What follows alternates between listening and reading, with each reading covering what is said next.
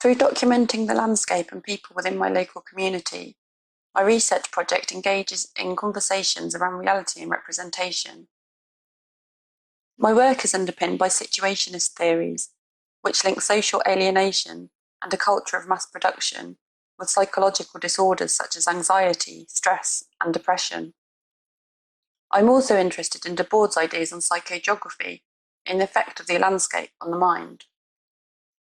During this module, I particularly wanted to explore the idea that physical spaces can suffer from a kind of identity disorder in the same way that individuals do.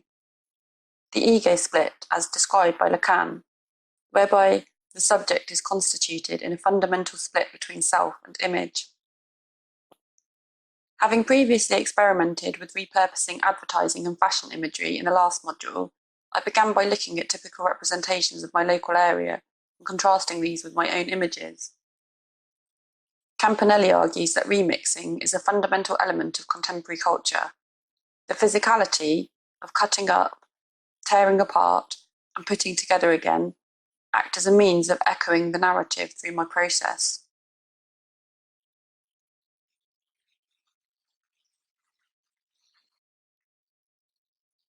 Thinking about strategies of freedom helped me to develop this technique further.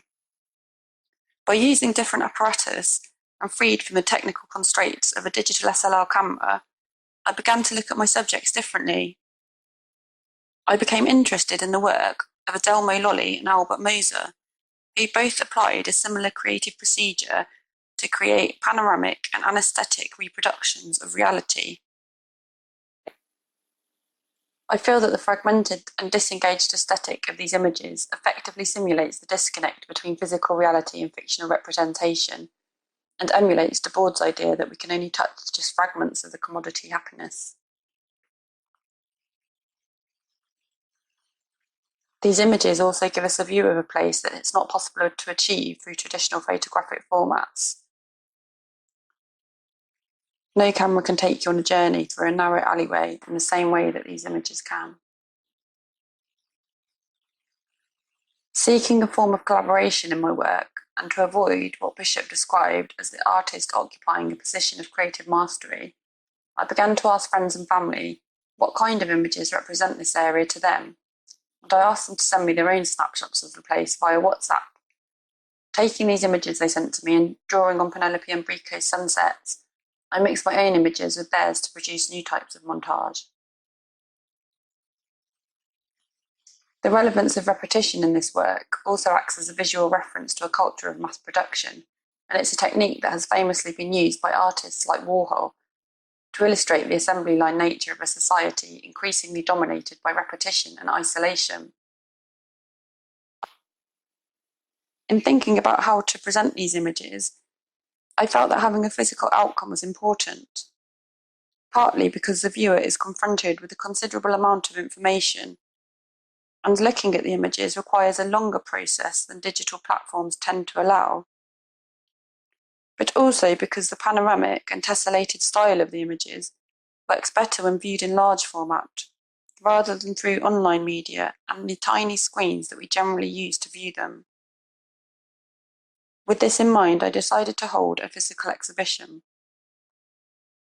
Having access to an empty shop significantly reduced the cost of exhibiting this work, and given the content of the images, it seemed like an appropriate space to use.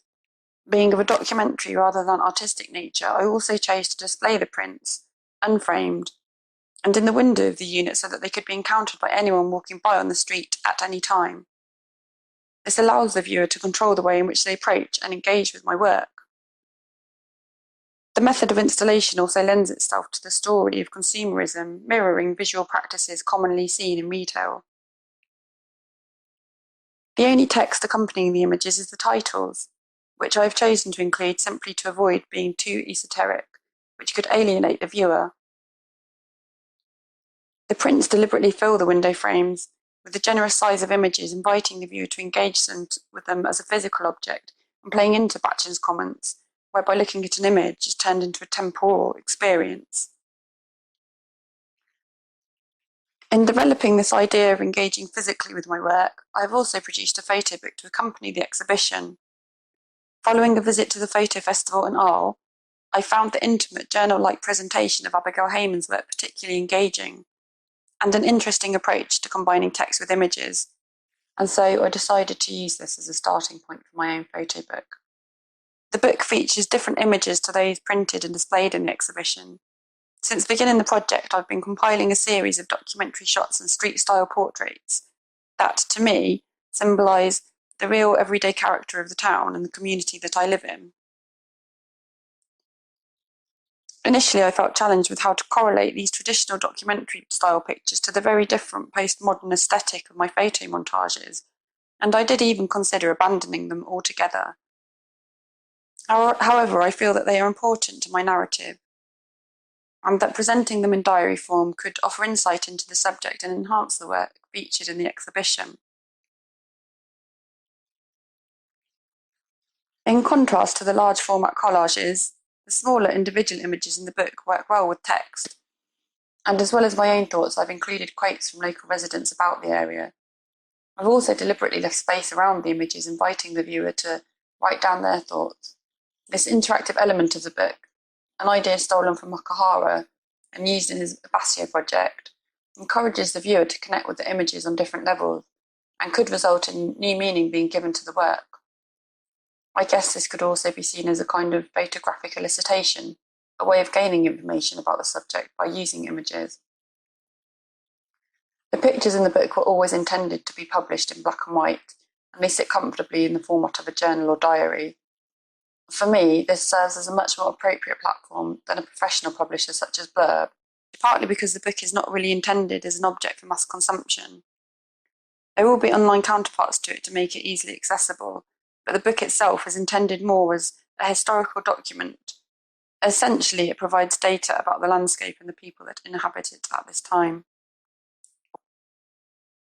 I'm not sure how successful the combination of the exhibition prints and the book will be, and if they will have the visual and emotional impact intended, or if there is a risk that the contrast between the two outcomes may complicate readings in the material. However, I do feel that in producing something tangible, I've become more aware of the many different possible interpretations for my work.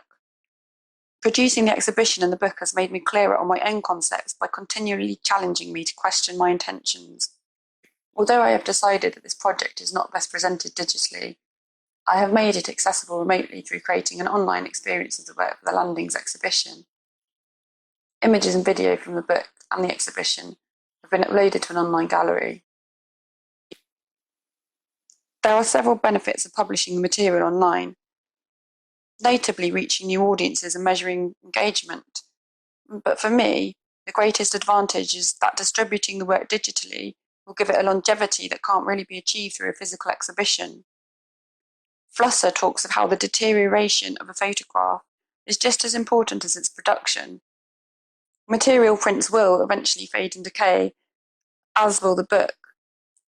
But in making the images available to view and use online after the show, the digital data that comprises them can be moved, mediated, and repurposed indefinitely. And finally, the work will also be promoted and shared through Instagram. Although, as I mentioned earlier, my panoramic and large format photo montages are not ideally suited to viewing on Instagram's rigid square box profile, I would like to develop the project towards a more socially engaged and participatory outcome. Using the Instagram account, I intend to invite the local community to contribute in the project. This will be my main focus now as I move forward into the next module.